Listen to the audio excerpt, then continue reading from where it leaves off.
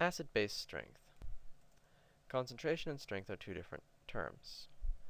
Concentration refers to the number of particles of an acid or a base which are present in solution in context of acids and bases. For standard concentration, of course, it would be whatever other substance we're looking at.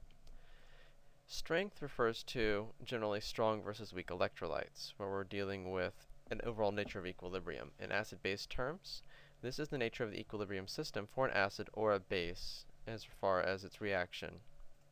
So for a generic equilibrium system of an acid, HA, with a base, B, producing reversibly the protonated form of the base, or the conjugate acid, HB+, and the deprotonated form of the acid, aka the conjugate base, A-, a high ionization or dissociation of the acid and base will generally push our reaction towards the right-hand side of the equilibrium.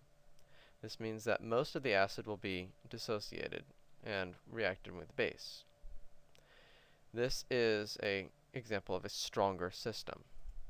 For low ionization or dissociation, we'll favor the left-hand side of the equilibrium, or the reactant side, where most of the acid remains in its protonated form. For a strong acid or a base, there's approximately 100% ionization or dissociation in the system. A weak acid or a base, however, generally is only about less than 5% ionization or dissociation in the system. So for an acid will actually ionize in solution. Acids are generally molecular substances which will ionize to form H+. In Bronsted-Lowry terms, an acid is involved in a proton transfer, generally to a solvent when it dissolves. So something like water can accept a proton from an acid like HCl. If I see the generic reaction for this at equilibrium, HCl plus H2O will reversibly produce H3O+ and Cl-. For a strong acid, things like HCl, HNO3, HBr, and so on, this process will favor the right-hand side of the equilibrium. Almost all of the acid will have reacted to form H3O+, and the conjugate base of the acid, Cl-, Br-, I-, ClO4-, whatever the conjugate base happens to be. For a weak acid, we will favor the left-hand side of the equation.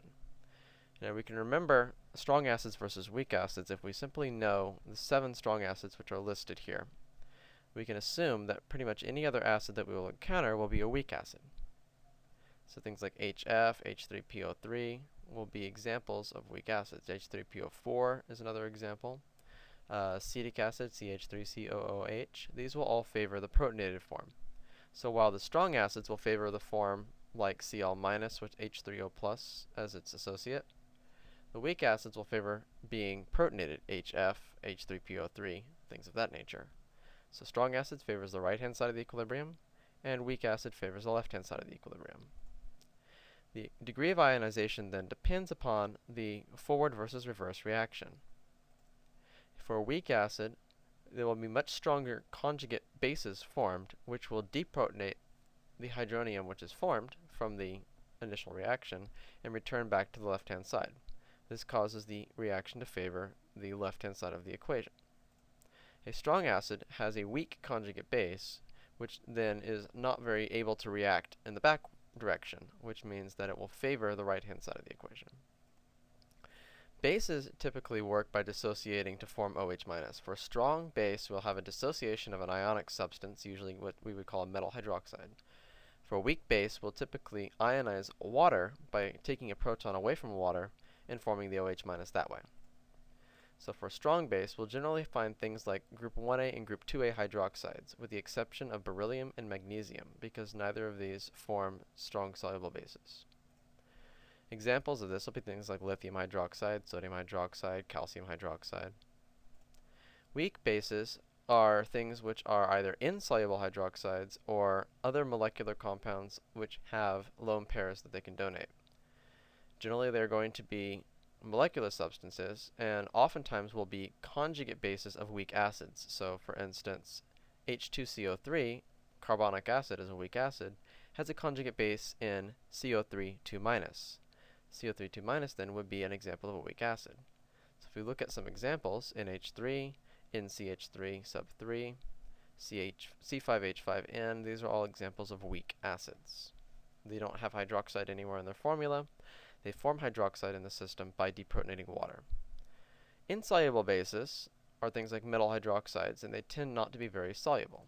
Examples of this are copper hydroxide, zinc hydroxide, iron hydroxide. These are examples of some metals which, when complex with hydroxide, are not soluble. If you look at your solubility rules, you can determine what reacts with hydroxide solubly and what does not. Amphoterism is a property of acids and bases where an amphoteric substance can behave both as an acid and a base. In similar relation to this, in Bronsted-Lowry terms, something which is amphiprotic rather than amphoteric. So we have amphoteric, that is generally acid and base. Amphiprotic is something which is both acid and base in context of Bronsted-Lowry, aka it's able to donate or accept H+. So while the one is generic for all acids and bases, the second one relates only to protic acids or bases. As an example, water is amphiprotic and, of course, amphoteric. Water can both accept or donate a proton. Two water molecules then could transfer a proton between them, where one will form H3O+ and the other will form OH-. Insoluble metal hydroxides are often amphoteric. Things like aluminum hydroxide can react with nitric acid or other hydroxide or other acids to form things like aluminum nitrate and water in this case.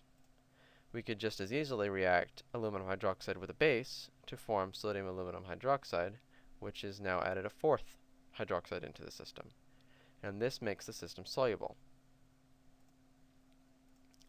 Acidic and basic salts. If we have a reaction with an acid or a base which is less than the stoichiometric ratio, so if I take an acid and react it with less than enough base to react all the acid, or I take a base and react it with less than enough acid to react all the base, we will get generally an incomplete neutralization of the acid or base.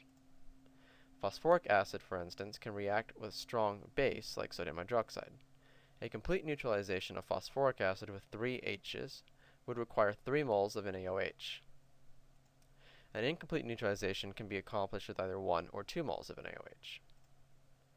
Incomplete reaction of a polyprotic acid, something like H2SO4, H3PO4, H2CO3, with a strong base will produce what we call an acidic salt. Now generally an acidic salt is actually basic, but it is still capable of neutralizing a base. Examples of acidic salts for the phosphate would be NaH2PO4 or Na2HPO4. Acidic salts can be further reacted with a base to produce the actual salt. So in the case of our phosphoric acid we were dealing with, if I further react either NaH2PO4 or Na2HPO4, I can get the salt Na3PO4.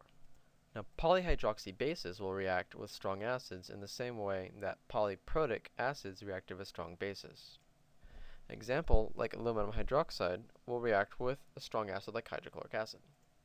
Complete neutralization of the aluminum hydroxide requires 3 moles of hydrochloric acid per mole of aluminum hydroxide.